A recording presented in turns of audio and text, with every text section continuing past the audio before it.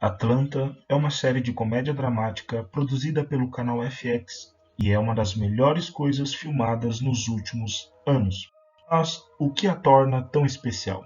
É disso que a gente vai falar. Criada em 2016 pelo ator, produtor, roteirista e também rapper Donald Glover, Atlanta é uma série que atraiu um público carente de um programa de humor ácido que toca as questões sociais sem moralismo, sem respostas prontas. Ela tem direção do Hiro Murai, que também dirigiu o clipe de This Is America, pelo qual o Donald Glover, também conhecido como Childish Gambino, é mais conhecido no Brasil. Glover dirige também alguns episódios da série. Atlanta satiriza a relação dos brancos e dos negros sem papas na língua, sem deixar barato. Mas, para quem espera algo dado e pronto, muito se engana. Não se trata de uma conta simples de 1 mais 1, mas sim de uma equação complexa e instigante. Como o mundo que a série retrata é contraditório, o show usa e abusa dessas contradições, sentimentos e posições para dar corpo à trajetória dos personagens. Ela explora isso como tema de forma sagaz e inteligente. Para quem gosta de ser desafiado e não se importa em se sentir desconfortável, até mesmo constrangido com algumas cenas que são, na verdade, hilárias, essa série é para você. A série possui episódios roteirizados de forma direta, porém sem cair no óbvio. Alguns deles são assinados pelo próprio Donald Glover. A série traz personagens que beiram o real, são carismáticos, irritados, divertidos e até mesmo aleatórios.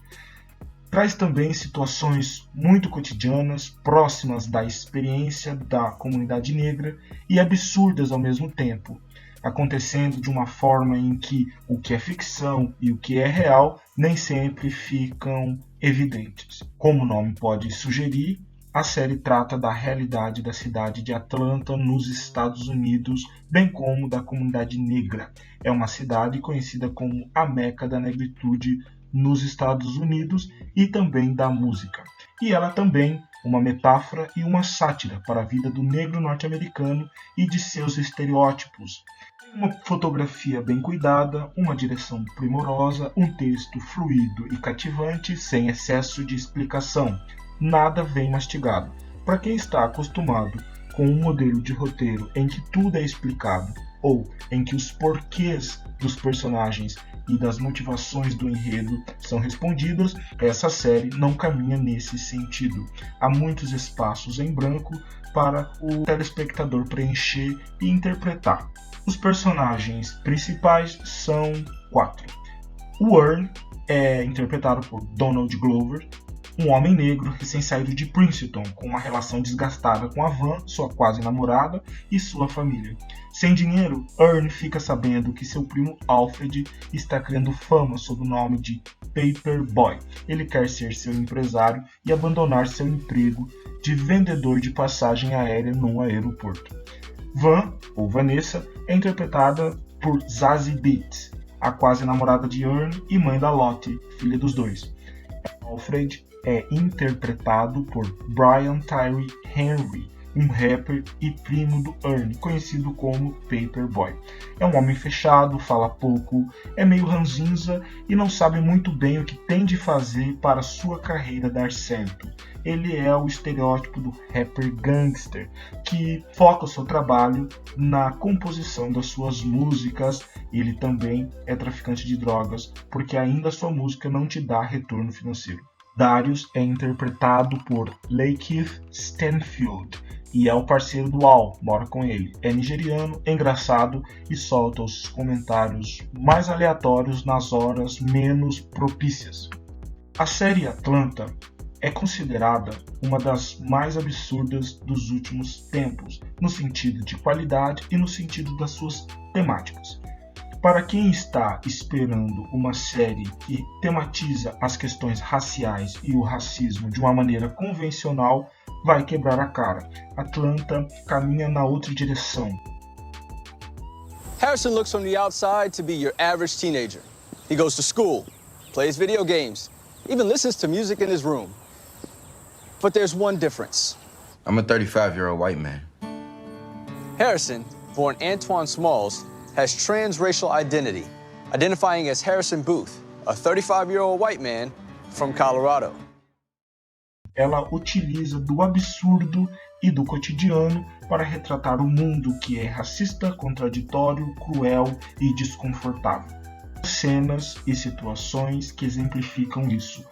No primeiro episódio da primeira temporada, vemos um homem no ônibus e ele oferece um sanduíche para o Bernie, uma personagem muito interessante chamada Ted Perkins, que é um homem da pele clara que mora recluso, ele é um pianista.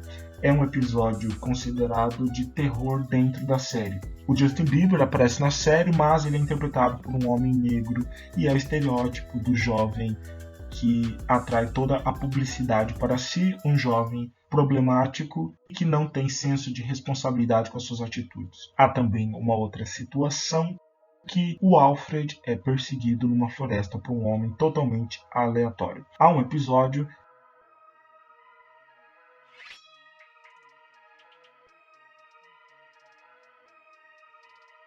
A estética do absurdo em Atlanta é aleatória? Não. Antes, é um recurso para elaborar artisticamente um mundo cruel, injusto e profundamente desconfortável, onde as coisas mais absurdas são naturalizadas, como o racismo, por exemplo. Atlanta desnaturaliza a forma como vemos as coisas mais comuns e banais. Como é possível as pessoas continuarem vivendo normalmente, sabendo que a todo tempo há violência racial nos Estados Unidos e em outras partes do mundo? A estética surrealista e contemporânea dessa série é verificada em muitos sites, como o Vox. Há dois personagens pescando no começo do primeiro episódio da terceira temporada, um branco e um negro, e o branco está discursando sobre o que significa ser branco. E ele diz o seguinte: qualquer um pode ser branco, tendo um pouco de sangue branco e dinheiro suficientes. O site Technique diz que as coisas surreais que aparecem em Atlanta nada mais são do que coisas comuns que acontecem todos os dias. São coisas cotidianas e reais que são transformadas em metáfora visual. O movimento surrealista é um movimento artístico e literário nascido em Paris na década de 20, ou seja, no período entre as duas grandes guerras mundiais. Ele foi fortemente influenciado pela psicanálise de Sigmund Freud.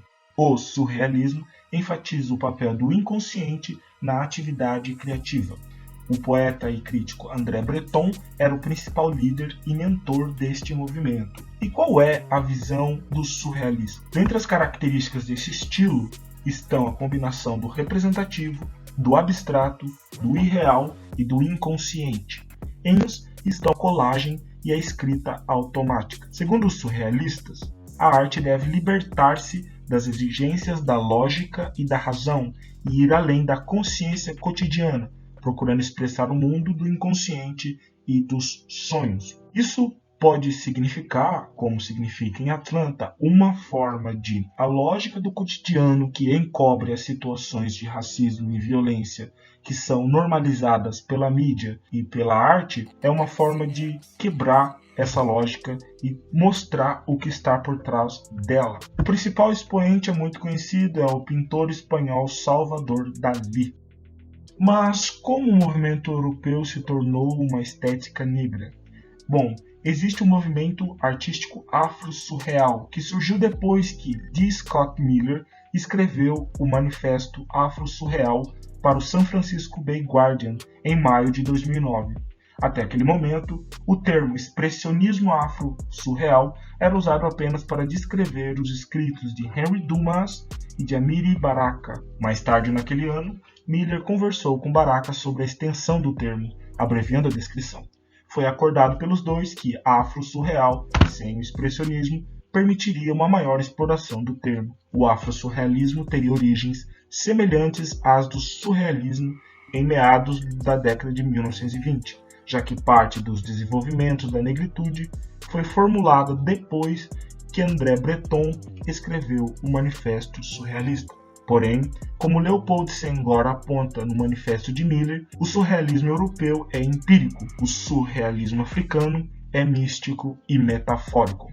Ou seja, As metáforas visuais presentes em Atlanta são uma forte tendência do afro-surrealismo, que é uma estética que busca encontrar um ponto de equilíbrio entre o real e o surreal, ou invertendo as categorias de real e irreal para chocar, para chamar atenção para um ponto ou para simplesmente fazer crítica política e social. Atlanta vai além e produz humor surrealista a partir disso tudo. A questão da identidade aparece de forma contundente no episódio do transracial, do menino com a cara pintada de branco, e também nos 2 últimos episódios da 3ª temporada, em que vemos um rapaz negro de pele clara, isto é, com uma certa passabilidade no mundo dos brancos, sendo testado em sua negritude. Acontece um tribunal cruel, ele é perguntado sobre questões de cultura negra para determinar o quão negro ele era, e no final ele foi declarado branco. No último episódio vemos Vanessa, que no pano de fundo sempre enfrenta questões do tipo: qual o seu lugar no mundo sendo uma mulher negra? Quem ela é de verdade? Vanessa vai repentinamente para a Europa, ela passa um tempo em Amsterdã e depois desaparece.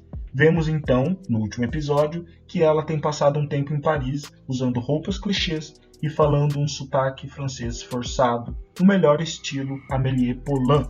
Ela está mergulhada numa profunda crise existencial e identitária.